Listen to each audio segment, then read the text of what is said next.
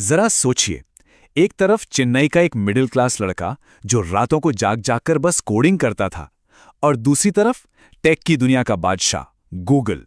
आज हम बात करने वाले हैं उसी लड़के की कहानी की जिसने अकेले ही इस इतने बड़े जायंट को सीधी टक्कर दे दी है। तो सवाल यही उठता है ना? क्या वाकई चेन्नई से निकला एक आम सा फाउंडर गूगल जैसे ट्रिलियन डॉलर के पहाड़ से टकरा सकता है? शायद इस सवाल का जवाब इस एक नंबर में छुपा हो। $20 बिलियन। जी हां, ये कोई मजाक नहीं है। ये है परप्लेक्सिटी एआई की 2025 तक की अनुमानित वैल्यूएशन। मतलब ये आंकड़ा खुद बता रहा है कि इस कंपनी में गूगल के साम्राज्य को हिलाने का कितना पोटेंशियल है। तो चलिए इस पूरी कहानी को जरा और करीब से देखते हैं। ये कहानी है अरविंद श्रीनिवास की, जिन्होंने 2022 में अपने स्टार्टअप परप्लेक्सिटी को शुरू किया, और आज यही कंपनी गूगल के लिए एक बहुत बड़ा, कह सकते हैं, सिरदर्द बन चुकी है। तो आखिर ये सब शुरू कहां से हुआ? इस कहानी को समझने के लिए हमें अरविंद के सफर की बिल्कुल शुरुआत में चलना होगा। ये सफ़र शुरू होता है 2015 में आईआईटी मद्रास से, जहां अरविंद इलेक्ट्रिकल इंजीनियरिंग की पढ़ाई कर रहे थे। और फिर एक दिन उन्होंने यूं ही बिना किसी खास तैयारी के एक मशीन लर्निंग कंपटीशन में हिस्सा ले लिया। और क्या हुआ? वो जीत गए। बस वही था वो टर्निंग पॉइंट जिसने उनकी पूरी दुनिया बदल दी। 2017 में वो पहुंचे यूसी बर्कली, और उसके बाद ओपन एआई, गूगल ब्रेन और डीप माइंड जैसी दुनिया की टॉप लैब्स में इंटर्नशिप की। यहीं उन्हें समझ आया कि सर्च का जो फ्यूचर है ना, वो एडवांस्ड एआई में ही है। और इसी सोच के साथ 2022 में उन्होंने परप्लेक्सिटी की नींव रखी। देखिए, साल 2022 के आखिर की बात है। इंटरनेट की दुनिया में एक बड़ी हलचल हो रही थी। गूगल का तो एक छत्र राज था, लेकिन तभी मार्केट में आया चैट जीपीटी, और उसने आते ही लोगों के सोचने का, सर्च करने का तरीका ही बदल दिया। और यहीं पर मार्केट में एक बहुत बड़ा गैप था। सोचिए, एक तरफ था गूगल, जो सवाल पूछने पर आपको 10 लिंक्स की लिस्ट थमा देता था और सारी मेहनत आपको करनी पड़ती थी। और दूसरी तरफ था चैट जीपीटी, जो जवाब तो बड़े इंसानों की तरह देता था, पर उसके पास ना तो कोई रियल टाइम डेटा था और ना ही आप उसके सोर्स पर भरोसा कर सकते थे। तो प्रॉब्लम बिल्कुल साफ थी। लोगों को चाहिए थे सीधे जवाब, लेकिन ऐसे जवाब जिन पर वो भरोसा भी कर सकें। मतलब आसानी भी चाहिए थी और सच्चाई भी, दोनों एक साथ। अब अरविंद ने इसी गैप को भरने की ठान ली, लेकिन एक बहुत बड़ी प्रॉब्लम थी।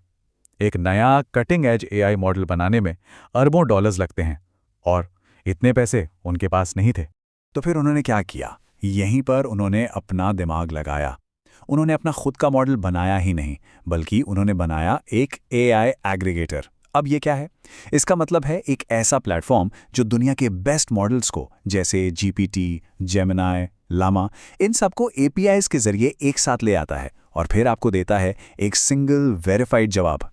तो ये पूरा सिस्टम काम कैसे करता है? बड़ा सिंपल है। स्टेप 1, आप एक सवाल पूछते हैं। स्टेप 2, परप्लेक्सिटी फॉरेन इंटरनेट से रियल टाइम डेटा उठाता है। स्टेप 3, फिर ये सबसे अच्छे एआई मॉडल्स का इस्तेमाल करके उस सारी जानकारी को प्रोसेस करता है।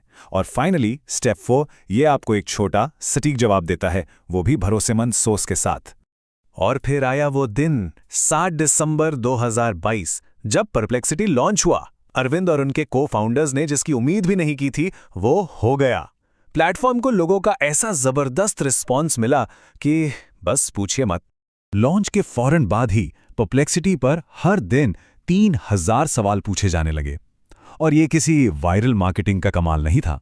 ये इस बात का सीधा सबूत था कि लोगों को सच में एक बेहतर आंसर इंजन की जरूरत थी। मगर ये तो सिर्फ ट्रेलर था, पिक्चर तो अभी बाकी थी। सिर्फ 1 साल के अंदर, सिर्फ 1 साल में कंपनी ने 1000 गुना की, जी हां, 1000 गुना की अविश्वसनीय ग्रोथ हासिल की। टेक की दुनिया में ऐसी स्पीड मिलना लगभग नामुमकिन होता है। और ये ग्रोथ आज भी नहीं रुकी है। आज की तारीख में परप्लेक्सिटी पर हर दिन 3 करोड़ से ज्यादा सर्च होते हैं। ये नंबर इसे दुनिया के सबसे तेजी से आगे बढ़ने वाले एआई स्टार्टअप्स में से एक बना देता है। और हां, गूगल के लिए एक सीधी चुनौती भी। और जब कामयाबी इतनी बड़ी हो तो दुनिया के बड़े बड़े इन्वेस्टर्स का ध्यान तो जाएगा ही। जल्द ही दुनिया की सबसे बड़ी chip maker company Nvidia, Amazon के फाउंडर जेफ बेजोस और सॉफ्टबैंक जैसे दिग्गज भी इस कहानी का हिस्सा बन गए। ये सब देखने और सुनने के बाद मन में एक बड़ा सवाल आता है। अगर परप्लेक्सिटी का मॉडल इतना ही शानदार है, तो इंडस्ट्री के जो बड़े खिलाड़ी हैं वो इसे बस कॉपी क्यों नहीं कर लेते?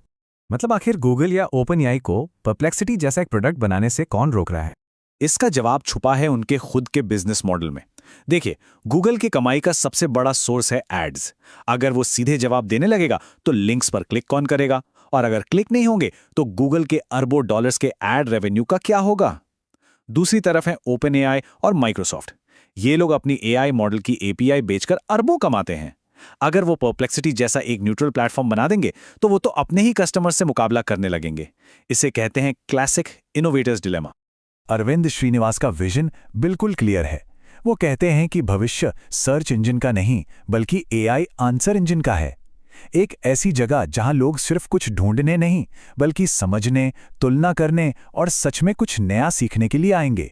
और ये कहानी हमें यही सिखाती है कि अगर विजन साफ हो तो बड़े से बड़े पहाड़ को भी हिलाया जा सकता है।